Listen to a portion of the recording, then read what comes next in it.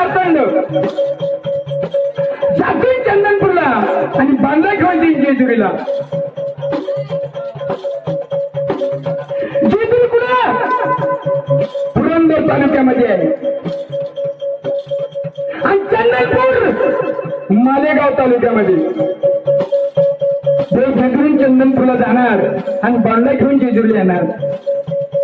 महाराष्ट्रामध्ये अनेक ठिकाणी देवस्थान आहे, परंतु मेन ठाणे कोणते ह्या कथातून सांगितलेलं आहे.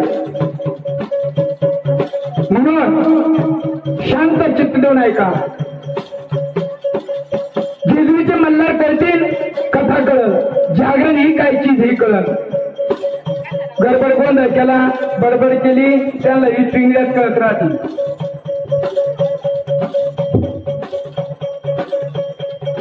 जय जेजुरीचा खंडेराया, भवानी माते.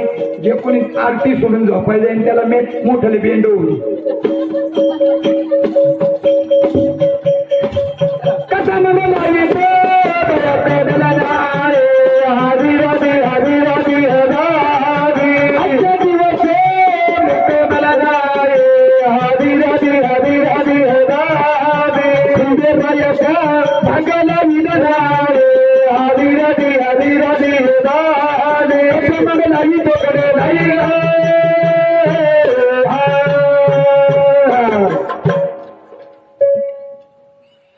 चंद्रवती नाम नगरी.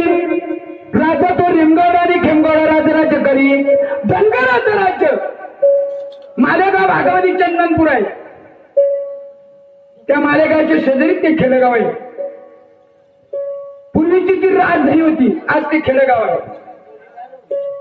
धनगराचं राज्य. वडील बांधणी राजगादी सांभाळत धाकट्या बांधणी परदाची बरा करावा. राज्याने विचार केला हे अग्न प्रधान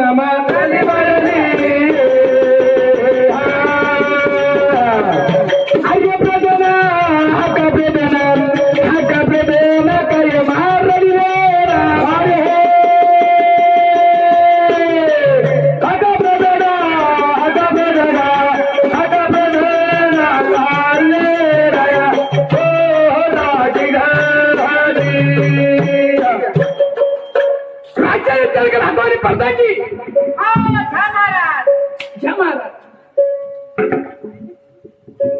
आम्ही तुम्हाला गाड वाटलं गदड काय म्हणे. आम्ही तर म्हणलो परदाची तुम्ही त्याची सरकार काय काय आता ती म्हणाली काय तुमची बायको ही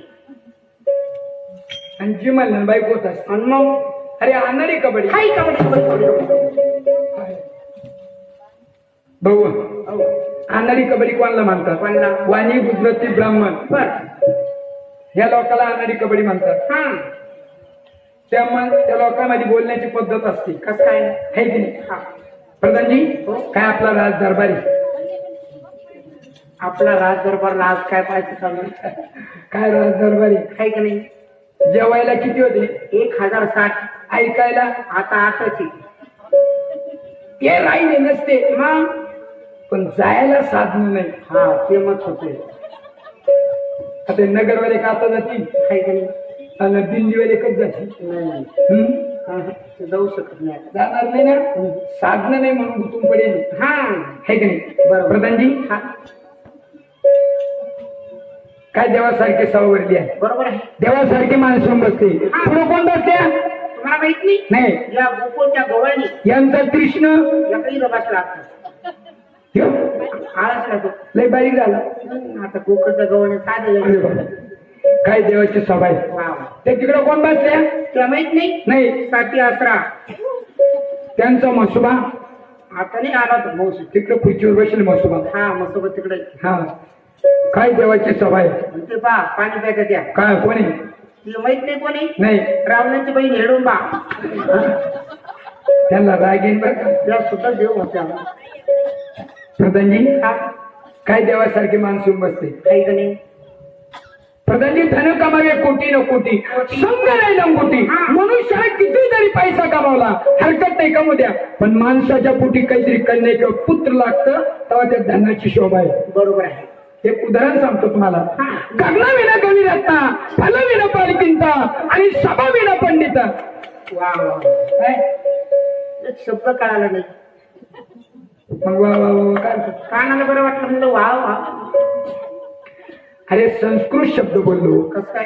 गगनविना कवी रत्ना. बरं. म्हणजे या गगनामध्ये जर सूर्य चंद्रच उगले नाही तर गगनाची काय शोभा आहे का? बरोबर अहो गगनामध्ये सूर्यचंद्र उगतात म्हणून आपण जगतो. बरोबर. हे की नाही? हा फलाविना पालकिंता. म्हणजे काय ते? एखादा आंब्याचा वृक्ष बंगल्या समोर लावला किंवा शेतीत लावला, खत घातलं, पाणी घातलं, अज्ञानच्या सुज्ञान केला आणि जन्मात त्याला फळ आलंच नाही. नाही कुणी म्हणून याला तोडा. गावातल्या फुलवर जाऊ द्या. प्रधानजी मला कन्यापुत्र नाही, मला कन्यापुत्र म्हणून काहीतरी युक्ती सांगितली पाहिजे. म्हणजे तुम्हाला परत सुरू होत नाही बा. नाही ना. तुम्ही एक काम करा. काय? तुम्ही मलाच मांडर घ्या. टाका मांडी मोडून. आता कसं मोडन?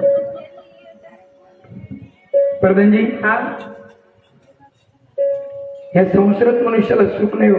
काय बोलते? नाही ह्या संसाराचं सुख ते कसं आहे? कसं बरोबर? श्रीमंताला जाऊन विचारा, ज्याच्याकडे जास्त पैसा आहे हा त्याला जाऊन विचारा, तुला संसारामध्ये सुख आहे का? नाही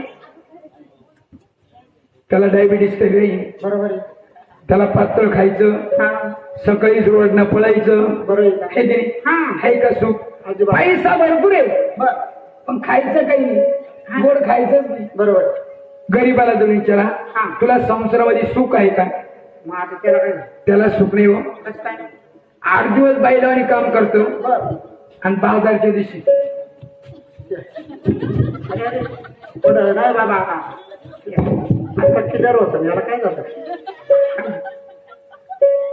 आहे का त्याला सुख? अजिबात. तो म्हणतो आपण बांगलावान कमी याला शिक्के मारा, शिक्के मारा. तो म्हणतो आपण बांगला बांधू शकत नाही, आपण करा गाडी घेऊ शकत नाही हा? आणि काहीच घेऊ शकत नाही. बरोबर आहे. जीवनातून पण एवढं तर करू शकतो. अरे याला काय करायचं नाही. आहे का?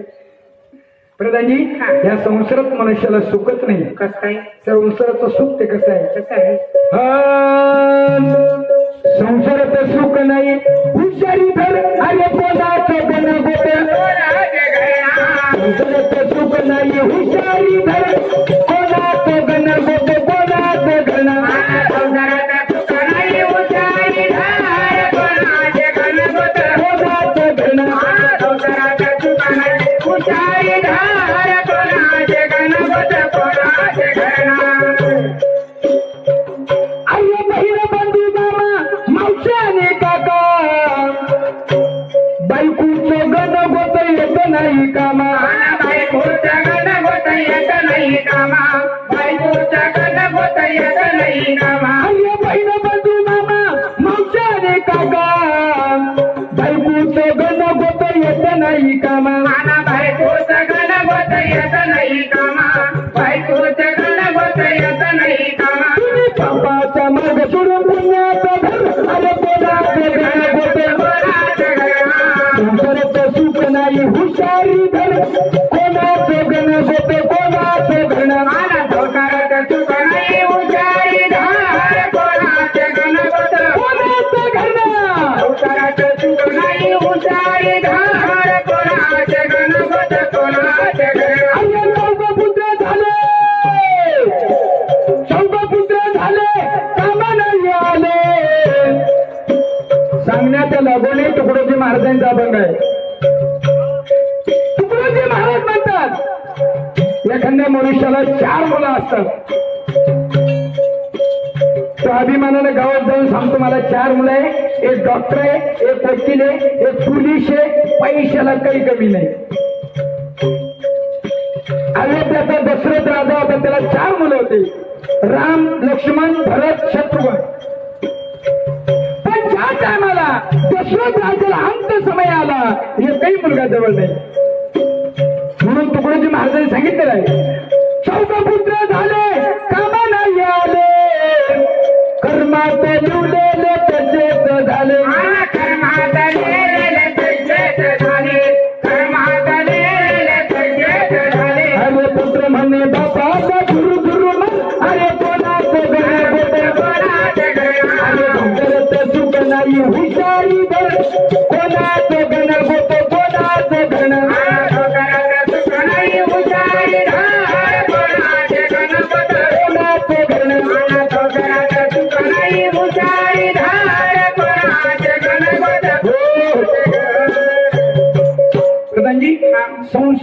नाही माणसाच्या. नाही ना. नाही ना. मग तुम्हाला म्हणून एका गावामध्ये